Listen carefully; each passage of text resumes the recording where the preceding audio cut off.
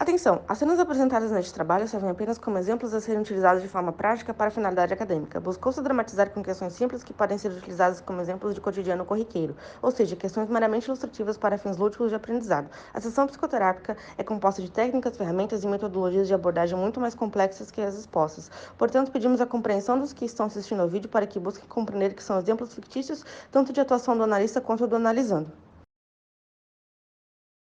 É que assim, tu tem que entender que a gente tem os nossos gostos, por mais estranhos que eles sejam. E eu não quero dizer que o teu seja, né? Longe de mim dizer isso.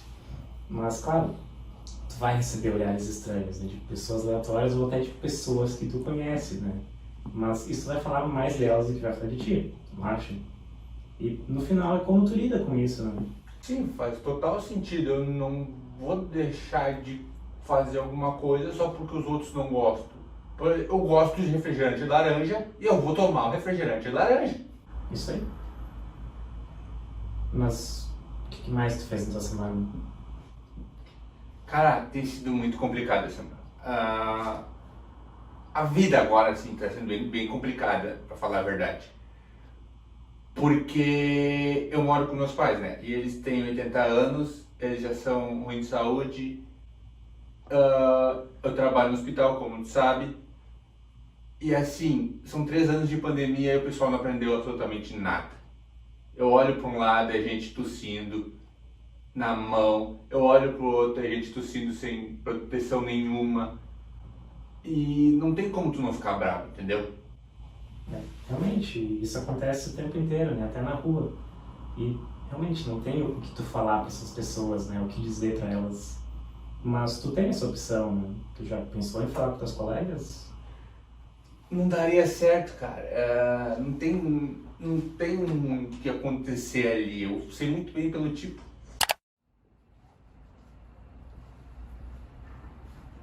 Olá, tudo bem? Como podemos observar, anteriormente o paciente começou a aceitar sua situação em relação ao refrigerante. Entretanto, na situação atual, fica estabelecido uma relação de impasse. O impasse nada mais é que uma pausa ou até mesmo estagnação no processo terapêutico, onde aparentemente não acontece nenhum tipo de alterações no setting. Portanto, o impasse deve ser muito bem cuidado para que possa ser trabalhado. Ele é estritamente uma relação transferencial e contratransferencial.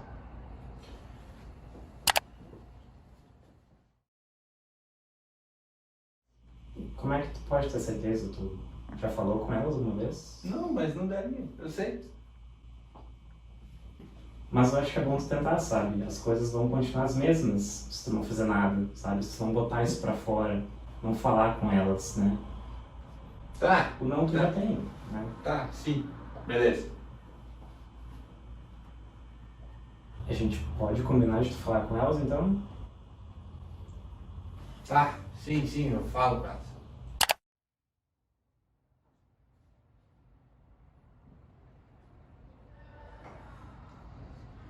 Do ponto de vista do paciente, pode-se até utilizar-se do uso da má-fé para a própria estagnação da análise. O impasse é necessário de ser observado e leva também em consideração que grande parte deles, mas porém não todos, tem um ponto na questão do narcisismo.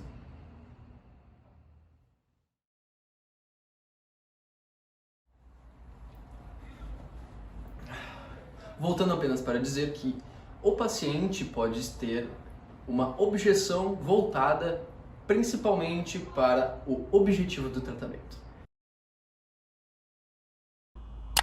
Eu sei que pode ser difícil pra ti falar com elas, né? Por causa desses assuntos chatos, assim, né?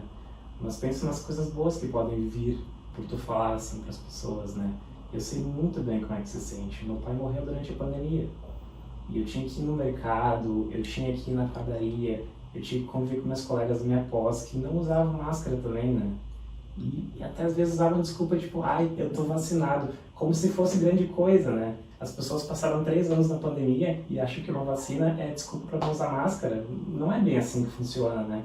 Então eu sei muito bem desse tipo que tu tá falando, né? E conviver com isso é muito difícil, porque essas pessoas têm 30 anos na cara e acham que isso é desculpa ainda, sabe? E sim, talvez realmente não tenham o que fazer com essa gente, né? Porque elas sabem muito bem do risco que elas estão colocando outras pessoas, né? E não tem desculpa essa falta de empatia que elas têm, né?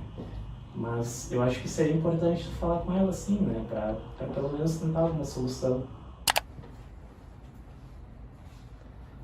Observa-se aqui um caso de autorrevelação, onde o analista expõe parte de sua vida como forma de buscar conciliar com o paciente a relação e até mesmo a questão incomum a ser conversada.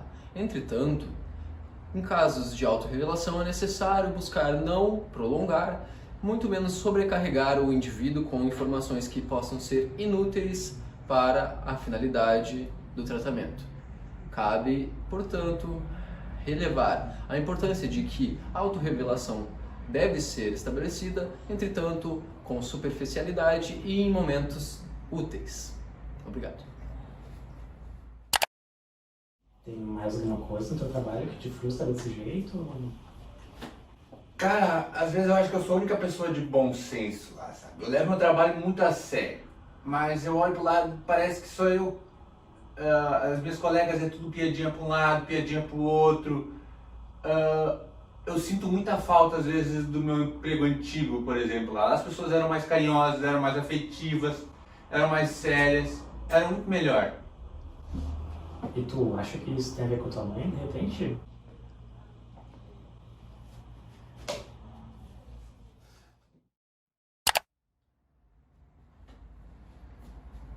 Podemos observar na questão anterior que encontra-se aqui uma atuação. O que é a atuação?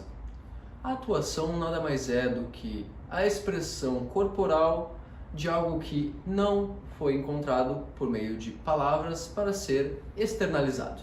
Ou seja, por atos encontram-se formas de podermos nos expressar quando a linguagem verbal encontra-se insuficiente. Em questões que possam ser muito dolorosas para o indivíduo, existem questões de atuações, onde o ato impossibilita o próprio insight do paciente. Cabe em terapia que seja possível analisar e perceber quando a expressão não é de uma forma de linguagem verbal, e sim pelo ato físico-corporal.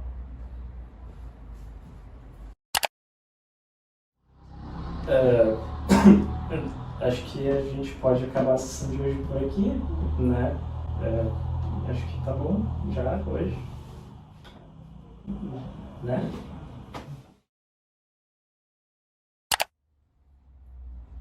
O tempo, assim como outras questões de ética, também pode ser levado como violação. É importante sempre deixar claro a estrutura do tempo da terapia, mesmo quando o paciente encontra-se em estados de perturbação ou alguma reação negativa.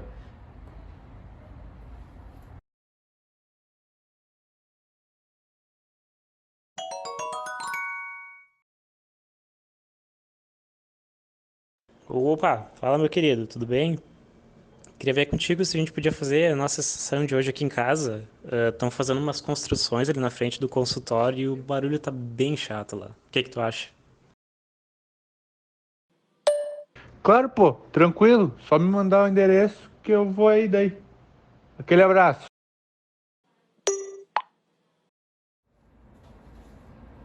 Agendar consulta em casa, no mínimo estranho. É sempre bom levar em consideração que o espaço terapêutico também precisa de sigilo e considerações a finalidades éticas. Cabe ao terapeuta sempre questionar qual é o propósito e também se isso não vai prejudicar o decorrer da terapia.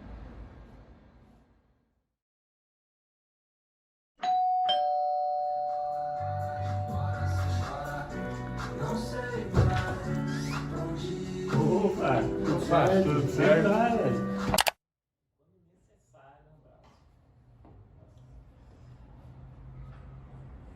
Na nossa rotina no consultório, é importante termos algum tipo de contato físico que se limite. Com exceção à regra, cabe apertarmos mãos, cumprimentarmos e até certos abraços.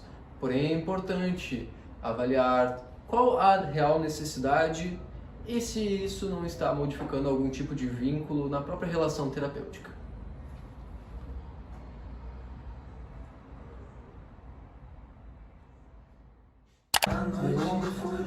Foi bom.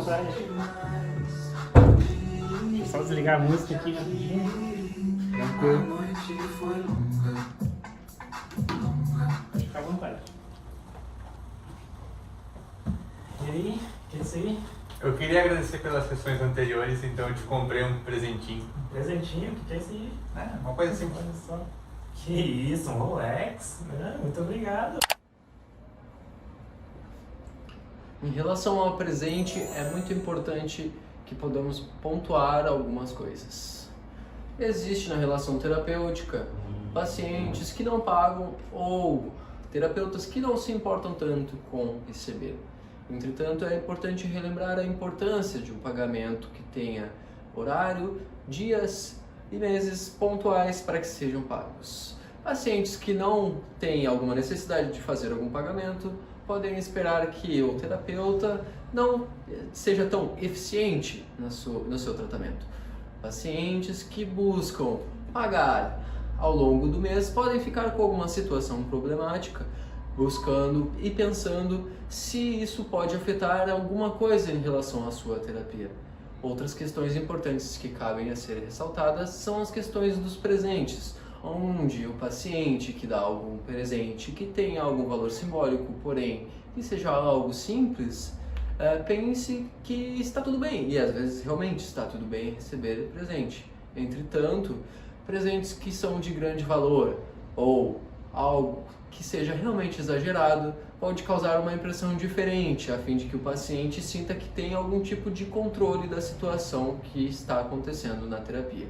Outra questão importante também é que alguns pensamentos podem ser causados no paciente por achar que, dando algum tipo de presente que tenha muito valor, isso irá suprir a raiva ou algum impasse em relação ao terapeuta. Eu que agradeço pelas sessões, tem me ajudado bastante. Que bom. Queria te agradecer também por ter vindo aqui hoje, né? Como tu sabe, eu te disse, o consultório está meio caótico, né? Então seria muito legal fazer a sessão lá. Comigo não tem esse problema não, tranquilo. Tu chegou a pensar sobre o que a gente falou semana passada, por acaso? Sim, pensar eu pensei, mas eu fiquei sem fazer nada, assim, porque eu acabei dormindo mal na noite anterior, elas não mudaram o comportamento, elas continuam fazendo as mesmas coisas, elas continuam tossindo, elas continuam sem respeitar nada, e eu fiquei bem receoso quanto ao que elas falariam, ainda mais se eu reclamasse, entendeu? E tu acha que isso tem a ver com a tua mãe? Porque tu tinha me comentado já que tu tinha medo dela, de decepcionar ela e tudo mais, né?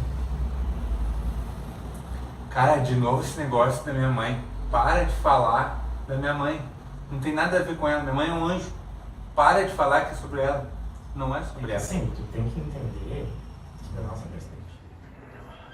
Em relação a essa situação, podemos observar uma relação terapêutica negativa.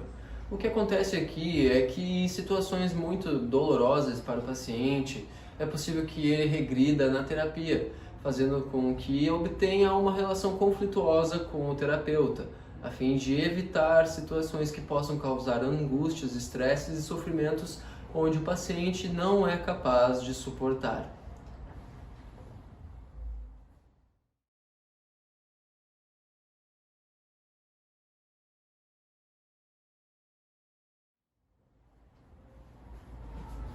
Em relação ao acting, ou melhor, a atuação, é importante observar que ele tem papel fundamental no tratamento.